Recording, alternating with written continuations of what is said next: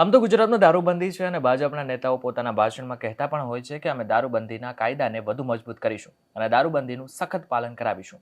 પણ આ બધું કાગળ પર છાપવા પૂરતું હોય તેવું લાગી રહ્યું છે. કારણ કે ફરી ફરીને દારૂ પકડાય છે અને સરકારનું નાક કપાય છે. આ વખતે ફરી દારૂ પકડાયો છે અને એ પણ ભાજપના નેતાના અડ્ડા પરથી. કોણ છે આ ભાજપનો નેતા? જાણીશું આપણા વિડીયોમાં. નમસ્કાર, આપની સાથે હું છું કરણ. સામાન્ય રીતે બુટલેગરો દારૂનો જથ્થો સંતાડવા ઘરમાં કે કારમાં ચોરખાનું બનાવતા હોય છે. તો અમુક વખત અવાવરૂ જગ્યાએ પણ દારૂનો જથ્થો સંતાડવામાં આવતો હોય છે. પરંતુ અમદાવાદમાં એક સ્મશાન ગૃહમાં સંતાડેલો દારૂનો જથ્થો પોલીસને મળી આવ્યો છે. સ્મશાન ગૃહની અંદર સીએનજી ભઠ્ઠી નીચે આવેલા ભોંયરામાં આ દારૂનો જથ્થો રાખવામાં આવ્યો હતો.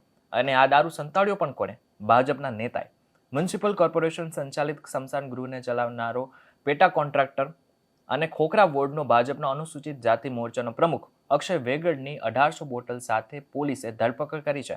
અક્ષય વેગડ અને તેનો ભાઈ રાજન વેગડ સીએનજી ભઠ્ઠીમાં ભોંયરામાં વિદેશી દારૂનો જથ્થો સંતાડીને રાખતા હતા. પોલીસે 2.62 લાખનો વિદેશી દારૂ અને બિયર કબજે કરી અક્ષય વેગડ અને એક સગીરની ધરપકડ કરી છે. મહત્વનું છે કે ખોખરા પોલીસને બાતમી મળી હતી કે હાટકેશ્વર સ્મશાન ગૃહમાં આવેલી સીએનજી ભઠ્ઠીમાં કેટલોક દારૂનો જથ્થો સંતાડવામાં આવ્યો છે.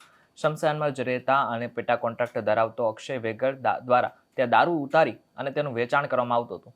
જેના પગલે પોલીસે દરોડો પાડતા સીએનજી ભઠ્ઠીમાંથી 1800 ટન જેટલી વિદેશી દારૂની બોટલ અને 98 બિયરના ટીન મળી આવ્યા હતા. પોલીસે સ્થળ પરથી જ અક્ષય વેગડ અને એક સગીની ધરપકડ કરી છે.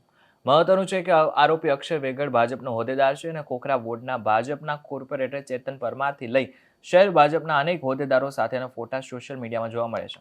સ્મશાન ગૃહમાં કોન્ટ્રાક્ટરના નામે આવી ગેરકાયદેસર પ્રવૃત્તિઓ ચલાવનારા લોકોને ખુદ ભાજપના જ નેતાઓ છાવરતા હોવાનો આરોપ લાગેલો છે.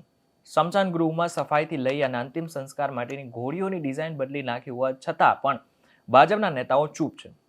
પોલીસ તપાસમાં સામે આવ્યું છે કે અક્ષય વેગડ વિરુદ્ધ અગાઉ ખોખરા પોલીસ મથકમાં અલગ 2 ગુનાઓ પણ નોંધાઈ ચૂક્યા છે. ત્યારે હવે પોલીસ એ પણ તપાસ કરી રહી છે કે અક્ષય વેગડ દ્વારા સ્મશાન ગૃહમાં રાખેલો દારૂનો જથ્થો ક્યાંથી લાવવામાં આવ્યો હતો અને કોને કોને આપવામાં આવ્યો હતો. આ ઉપરાંત અક્ષય વેગડ દારૂના ગોડાઉન તરીકે સ્મશાન ગૃહનો ઉપયોગ કેટલા સમયથી કરી રહ્યો છે.